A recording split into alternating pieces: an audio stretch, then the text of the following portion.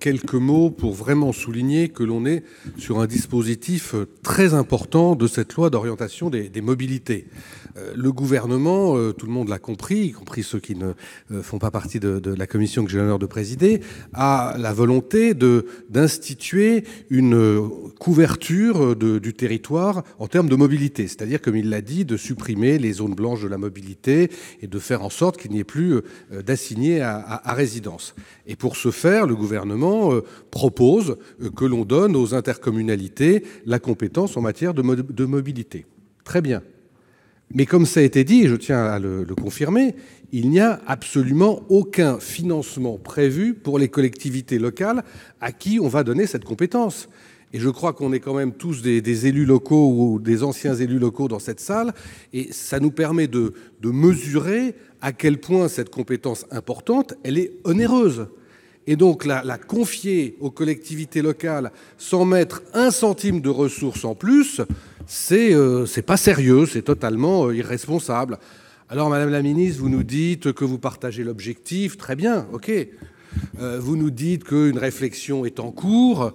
Honnêtement, comme j'ai déjà eu l'occasion de le dire, ce texte, il est soi-disant bouclé depuis 1 an, il attend depuis 1 an d'être inscrit à l'ordre du jour, et aujourd'hui, on nous propose toujours rien. Donc c'est vrai que c'est la Commission qui a dû élaborer des propositions, et je voudrais saluer le travail remarquable à nouveau du rapporteur Didier Mandelli et de l'ensemble des commissaires, parce que ce qui vous est proposé, c'est pas une proposition de Didier Mandelli, c'est pas une proposition de la majorité sénatoriale, d'ailleurs vous l'avez bien compris, puisque sur tous les bancs des voix viennent de s'élever pour soutenir ce dispositif.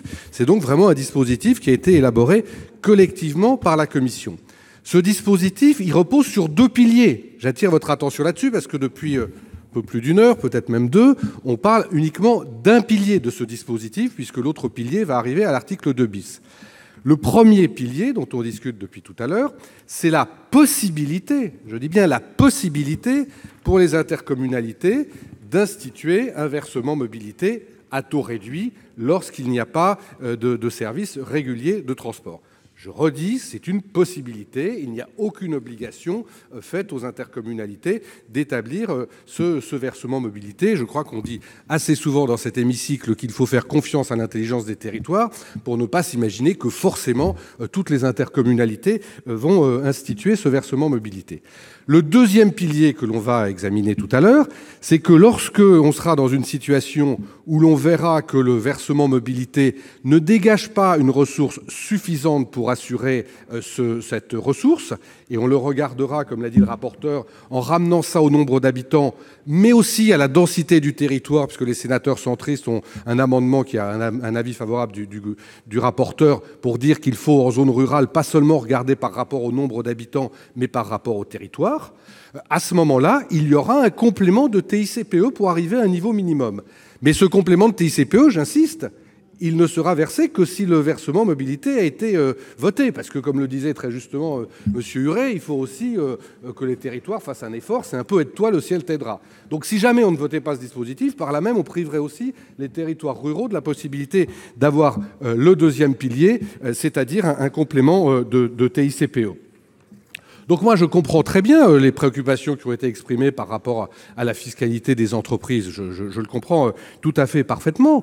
Mais qui, dans cette salle, peut proposer à cet instant un dispositif permettant de financer la compétence mobilité et je le demande à un certain nombre de mes collègues qui ont déposé des amendements qu'ils ont eu la sagesse de retirer. Comment ils envisagent de financer cette compétence importante de la mobilité dans leur département ? Vous avez dans vos départements, dans l'Oise, dans la Haute-Loire, des petites intercos. Demain, elles se retrouvent avec la compétence mobilité. Eh ben, il faut quand même leur assurer un financement. Et pour l'instant, on n'a que de vaines promesses du gouvernement, on n'a même pas de calendrier, on n'a rien du tout. Donc on est bien obligé de faire en sorte de proposer ce dispositif avec ces 2 piliers que j'ai rappelés. Et je crois que M. Huré a tout à fait expliqué que c'était quelque chose d'indispensable pour nos territoires.